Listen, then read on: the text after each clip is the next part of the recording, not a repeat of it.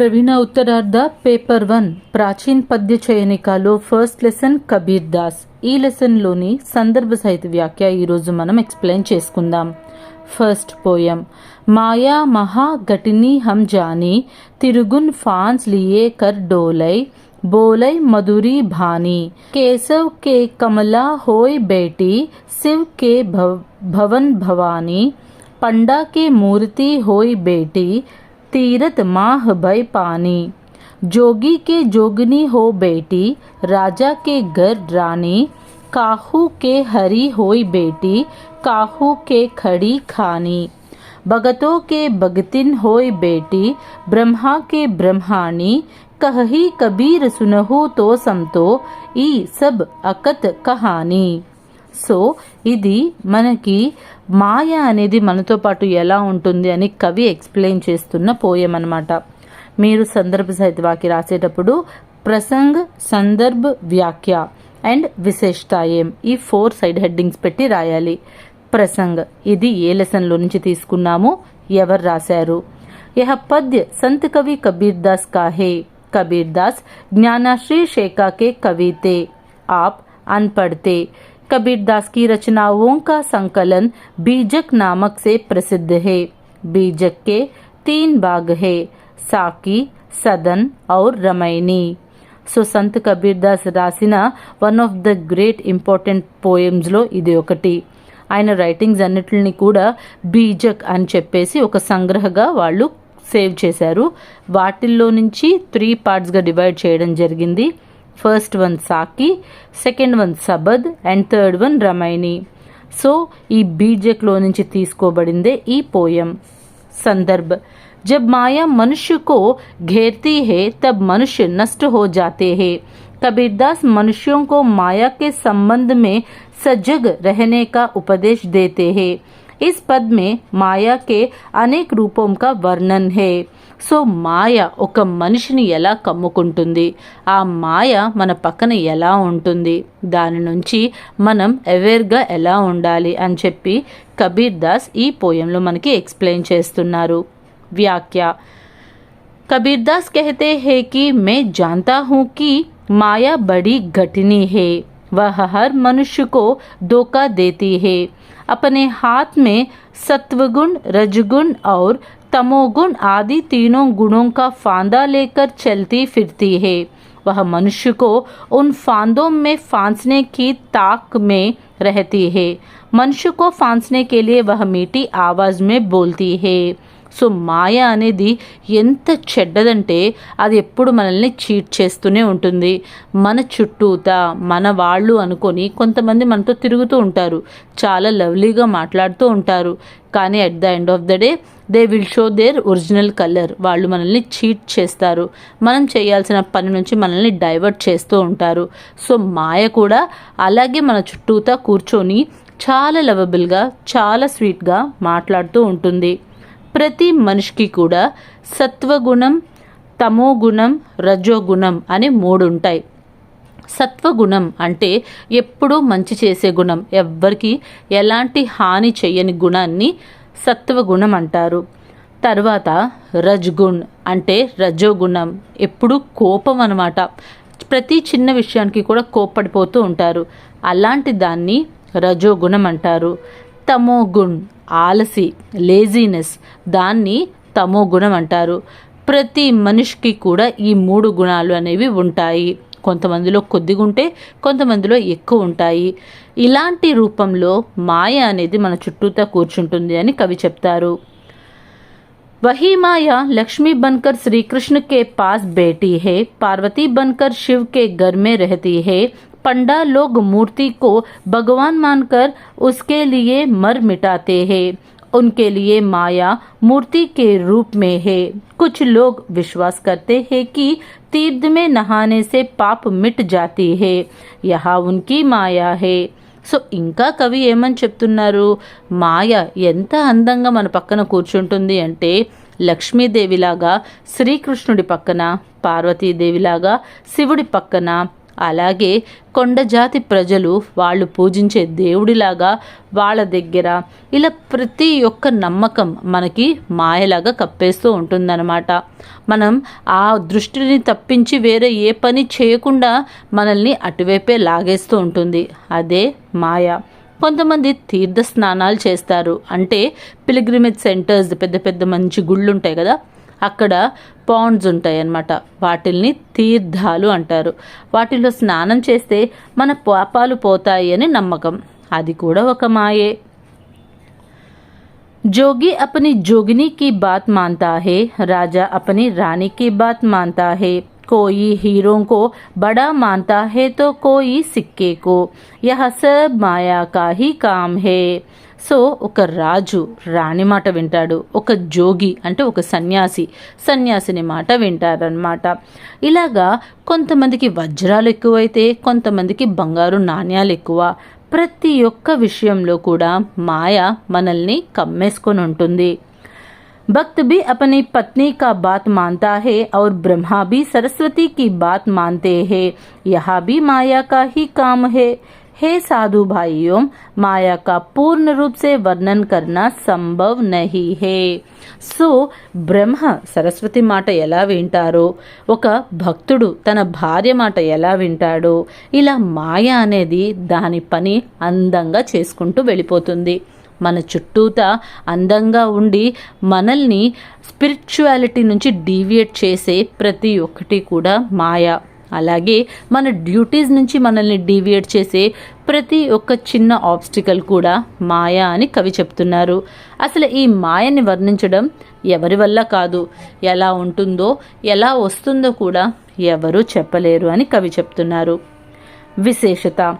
कबीर मनुष्यों को माया से बचकर रहने की सलाह देती है. काहू की खोड़ी कानी में అనుప్రాస్ అలంకార్ హే. సో కవి ఏమని చెప్తున్నారు, మనల్ని మాయ నుంచి జాగ్రత్తగా ఉండమన్నారు. పోయంలో కాహుకి ఖోడికి కాని అని రాశారు చూసారా, అది అనుప్రాస అలంకారం. ఈయన అనుప్రాస అలంకారాన్ని ఉపయోగించారు ఇందులో. సెకండ్ సందర్భ సహిత వాక్య. దూయి జగదీం కహా తే ఆయే कहू कवने भरमाई, अल्लाह राम करीमा केसो हजरत नाम धराया, गहना एक कनन ते गहना इन्ही माह भावना दूजा. సో ఈ పోయంకి ప్రసంగ్ అనేది బిఫోర్ పోయం ఏదైతే రాసామో అదే యాజ్ ఇట్ ఈస్. ఈ లెసన్లో వచ్చే ప్రతి పోయంకి సేమ్ ప్రసంగ్ ఉంటుంది, సందర్భం మాత్రం కొద్దిగా మారుతుంది. संदर्भ. हिंदू और मुसलमानों दोनों अपने भगवान को बड़ा मानकर लड़ा करते थे. कबीर उनमें एकता लाना चाहते थे. इसी उद्देश्य में उन्होंने यह पद लिखा है. సో ఎవరి రిలిజియన్ వాళ్ళకి గొప్పే, అయితే ఎవరి రిలిజియన్ని వాళ్ళు పూజించాలి, నమ్మాలి, అంతేగాని పక్కన వాళ్ళని నిందించకూడదు. కబీర్ దాస్ దీని గురించి ఎక్స్ప్లెయిన్ చేస్తూ ఈ పోయం రాశారు. వ్యాఖ్య. कबीर पूछते हैं कि दो भगवान कहाँ से आए, किसने लोगों को ऐसे कहकर धोखा दिया है. वास्तव में एक ही भगवान है. उसी भगवान को कोई अल्लाह कहकर पुकारते हैं तो कोई राम कहकर पुकारते हैं. किसने उसका नाम करीम रखा दिया तो किसने केशव रखा दिया. कई आभूषण बनाते हैं, उनका अलग अलग नाम है, मगर सब भी सोने से ही बनते हैं. सबका भाव एक ही है. हिंदू और मुसलमान उसी भगवान से प्रार्थना करते हैं. हिंदू लोग उसे पूजा और मुसलमान लोग उसे नमाज पढ़ता कहते हैं. సో కవి ఏమని చెప్తున్నారు, మీకు రాముడు, కృష్ణుడు, అల్లా, జీసస్ అనే పేర్లు మనమే పెట్టుకున్నాం. ఇద్దరు దేవుళ్ళు, ముగ్గురు దేవుళ్ళు ఎక్కడి నుంచి వచ్చారు? ఈ యూనివర్స్ మొత్తాన్ని సృష్టించింది ఒకటే శక్తి, ఆ ఒకటే పరమాత్మ. దానికే మనం డిఫరెంట్ నేమ్స్ అని పెట్టుకున్నాం. కొంతమంది రామ్ అంటే, కొంతమంది అల్లా అంటున్నారు, కొంతమంది జీసస్ అంటున్నారు, కొంతమంది పూజ చేస్తే కొంతమంది ప్రేయర్ చేస్తున్నారు, కొంతమంది నమాజ్ చదువుతున్నారు. ఒక గోల్డ్ ఉంది, దాని నుంచి నెంబర్ ఆఫ్ ఆర్నమెంట్స్ అనేవి తయారవుతాయి, కానీ మెయిన్ మెటీరియల్ ఏంటి? గోల్డే. అలాగే దేవుడు ఒక్కడే, అందులో నుంచే మనం వేరువేరుగా డివైడ్ చేసుకొని మనమే ఈ విధంగా డీవియేట్ చేసుకొని ప్రార్థించుకుంటున్నాను తప్ప అక్కడ వేరే వందలాది దేవుళ్ళు అనేవాళ్ళు ఎవరు లేరు. एक ही भगवान है, उसको महादेव कहने से या मोहम्मद कहने से, ब्रह्मा या आदम कहने से कोई फर्क नहीं पड़ता। इस देश में कोई अपने को हिंदू कहते हैं तो कोई अपने को तुर्क, दोनों आपस में लड़ते हैं और मैं कहता हूँ कि आप लोग एक होकर रहिए। हिंदू लोग वेद पढ़ते हैं, मंत्र उच्चारण करने वाले पांडे कहे जाते हैं। मुसलमान लोग कुरान पढ़ते हैं, उनके धर्मशास्त्र मौलाना कहते जाते हैं। लोग एक ही मिट्टी से कई बर्तन बनाते हैं और अनेक अलग अलग नाम देते हैं। उसी तरह लोग एक ही भगवान के अलग अलग नाम रखकर लड़ते हैं। हिंदू लोग बकरी को काटकर खाते हैं और मुसलमान लोग गाय को काटकर खाते हैं। इस तरह दोनों भूल गए हैं कि करुणा से ही ईश्वर प्रसन्न होते हैं। दोनों ही अपने जन्म को बेकार बनाते हैं। సో హిందువులు వేదాలు మంత్రాలు ఇవన్నీ చదువుతారు, ముస్లిమ్స్ ఖురాన్ చదువుతారు. రెండిట్లో వేరియేషన్ ఏమీ లేదు. నువ్వైనా సరే నేనైనా సరే మనం అందరం బాగుండాలని దేవుణ్ణి ప్రార్థిస్తూ ఉంటాం. సో ఇలా హిందూస్ ముస్లిమ్స్ అనే రిలిజియన్ వేరియేషన్ లేకుండా మనం అందరం ఒక్కటిగా ఉండాలి. మట్టిలో నుంచి ఎన్నో రకాల పాత్రలు అనేవి తయారు చేస్తారు, వాటికి డిఫరెంట్ నేమ్స్ పెడతారు. కానీ మెయిన్ మెటీరియల్ అనేది మట్టి మాత్రమే. మనమందరం కూడా ఈ మట్టిలో కలిసిపోవాల్సిన వాళ్ళమే. అలాంటి మనకి కులం, మతం, జాతి భేదం ఇవన్నీ ఎందుకు? ఇవన్నీ లేకుండా మనమందరం మనుషులం, ఒకటిగా బ్రతకాలి అని కవి చెప్తున్నారు. विशेषता, कबीर भगवान के नाम पर लड़ना बंद करने का उपदेश देते हैं। गहना एक कनन तो गहना, इन्हीं माह भावना दूजा, और बेगरी बेगरी नाम धरायो, इन माटियों के भाड़े, इनमें दृष्टांत अलंकार है. సో మనం ఇక్కడ కవి ఏమని చెప్తున్నారు? జాతీయ మత కుల భేదాలతో కొట్టుకోవడం అనేది మానేయాలి. ఇక్కడ గహన ఏక్ కనన్, బెగరీ బెగరీ నామ్ ధరియే, వీటిల్లో దృష్టాంత అలంకార్ యూజ్ చేశారు. థర్డ్ సందర్భ సహిత్, मन मस्त हुआ तब क्यों भोले, हीरा पायो घाट घटियायो, बार बार बाको क्यों खोले. ప్రసంగ్, సేమ్ ప్రసంగ్ కబీర్ దాస్. ఆయన జ్ఞానాశ్రీ శాఖకి చెందిన కవి. ఆయన రైటింగ్స్ అన్ని బీజక్ అనే నేమ్తో ప్రసిద్ధికి ఎక్కాయి. బీజక్, సాకి, సబద్, రమైని అని 3 పార్ట్స్గా డివైడ్ అయింది. संदर्भ, भगवान अंतर्यामी है, ईश्वर प्रेमा में मिलने वाले आनंद का वर्णन संभव नहीं है. कबीर इस पद में यही भाव प्रकट करते हैं. సో భగవంతుడు అంతర్యామి మీన్స్ విశ్వమంతా నిండిపోయి ఉంటాడనమాట. అలాంటి భగవంతుడిని కంపేర్ చేస్తూ ఆయన యొక్క ప్రేమని ఎక్స్ప్లెయిన్ చేయడం మన ఎవ్వరి వల్ల కాదు అని కవి చెప్తున్నారు. व्याख्या, जब कवि का मन संतुष्ट होते हैं तब वह बोलने बंद कर देते हैं. किसी को हीरा मिल जाता है तो वह उसे घाट में बांधन सुरक्षित रख लेते हैं. वह बार बार घाट खोलकर नहीं देखता. तराजू में कोई चीज तैली जाती है और पलड़े भार भार हो जाते हैं, तब कोई भी उसे बार बार नहीं तौलता. मेरे ध्यान ईश्वर के बारे में सोचता रहता है, इसलिए मेरे दशा पियक्कड़ जैसे है. जैसे पियक्कड़ मधु के प्रभाव से मस्त होकर मौन रहते हैं, वैसे ही मैं ईश्वर प्रेम के प्रभाव से संतुष्ट होकर मौन रहता हूँ. जो हंस पक्षी मानस सरोवर पहुंच जाते हैं, वह तालाबों को नहीं खोजता. इसी तरह मैं ज्ञान रूपी ईश्वर को पा चुका हूँ. मैं अन्य देवताओं को नहीं खोजता. हमारे भगवान हमारे अंदर है, उनको बाहर खोजने की जरूरत नहीं. कबीर सब से कहते हैं कि भगवान तिल की ओट में भी विद्यमान है, खोजने पर మిల్ హీ జాతే హే. సో కవి ఏమని చెప్తున్నారు? ఎవరికైతే భగవంతుడు ఆయన యొక్క ప్రేమ అందుతుందో వాళ్ళు చాలా హ్యాపీగా ఉంటారు. అలాంటి హ్యాపీనెస్ మనస్ఫూర్తిగా నిండిపోతే మనం ఎక్కువగా మాట్లాడలేం, మౌనంగా ఉండిపోతాం. నేను ఆ మౌనంతో నిండిపోయాను, నాకెవ్వరితోనూ మాట్లాడని లేదు. ఎప్పుడైతే కవి సంతోషంగా ఉంటాడో తను మౌనం వహిస్తాడు. ఎవరికైతే వజ్రం దొరుకుతుందో వాళ్ళు దానిని భద్రంగా ఒక పెట్టెలో దాచుకుంటారు. అది ఉందా లేదా అని పద్దాక తీసి చూస్తారు. కానీ ఎప్పుడైతే ఒక తూక బ్యాలెన్స్ వేస్తాం కదా, కాటా, అందులో ఒక వస్తువు వేసినప్పుడు అది ఒకసారి ఎన్నిసార్లు వేసినా సేమ్ వెయిట్ ఉంటుంది. మనం బార్ మారుస్తూ ఉంటే మారుతుంది తప్ప సేమ్ వెయిట్ ఎన్నిసార్లు వేసినా అలాగే ఉంటుంది. నా మనసు కూడా భగవంతుడు అనే వెయిట్తో నిండిపోయింది. ఏ విధంగా తాగుబోతోడికి మధు మీన్స్ ఆల్కహాల్ కనిపిస్తే వాడు మైమర్చిపోతాడో, అదేవిధంగా నేను ఈశ్వరుడు అనే ఒక మధువుని స్వీకరించి మైమర్చిపోతున్నాను. అలాంటి నాకు ఏమి కనిపించవు. చిన్న చిన్న గొడవలు, వీళ్ళ భేదాలు, రిలిజియన్స్, క్యాస్ట్లు ఇవేమి కనిపించట్లా. దేవుడు ఒక్కడే కనిపిస్తున్నాడు. హంస మానస సరోవరంలో ఉంటుంది. అది చిన్న చిన్న కాలువల కోసం, బురదల కోసం పరిగెత్తదు. అది మానస సరోవరంలోనే హ్యాపీగా ఉంటుంది. మనమందరం కూడా అంతే. దేవుణ్ణి మన మనస్సు అనే మానస సరోవరంలో నిలుపుకోవాలి. ప్రతి చిన్న విషయానికి అల్లాడిపోతూ దేవుడి కోసం వెతుకుతూ ఉంటే దేవుడు కనబడ్డు కానీ మనకి నీరసం అనేది ఖచ్చితంగా వచ్చేస్తుంది. నిజంగా దేవుడిని చూడాలనుకుంటే కళ్ళు మూసుకో, నీ మనస్సులో నిండిపోయి ఉంటాడనమాట.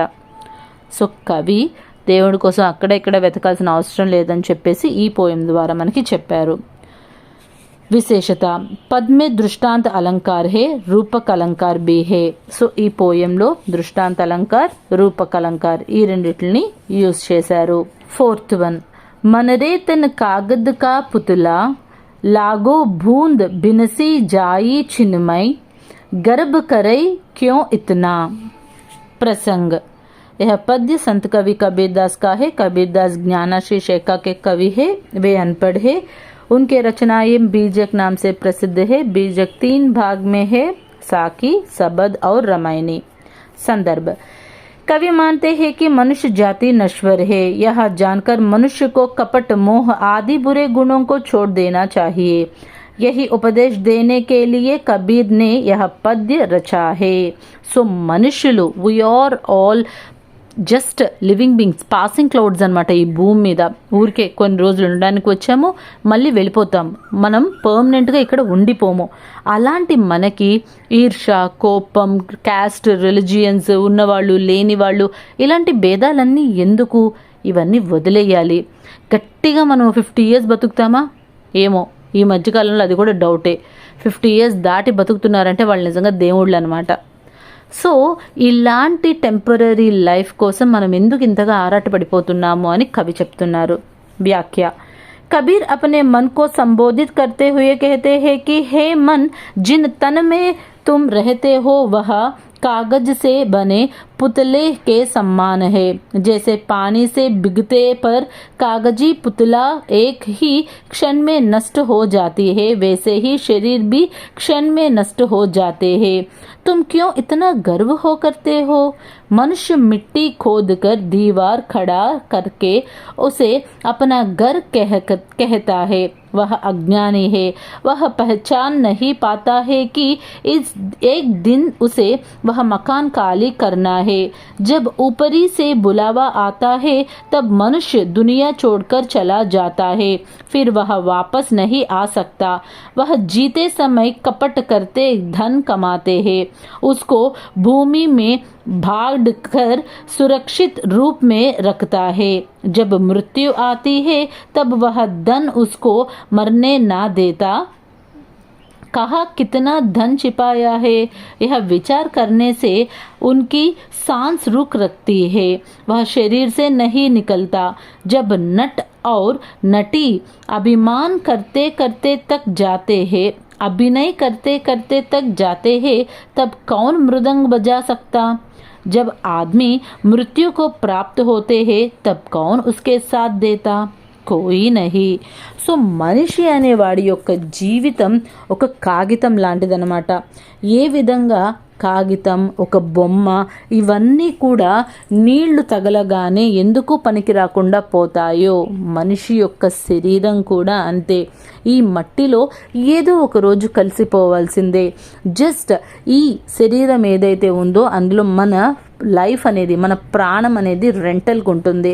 కొన్ని ఇయర్స్ ఈ శరీరంలో ఉండి మళ్ళీ ఈ శరీరాన్ని వదిలేసి మనం వెళ్ళిపోతాం. ఇది అందరికీ తెలిసిన ప్రూవెన్ ఫ్యాక్ట్.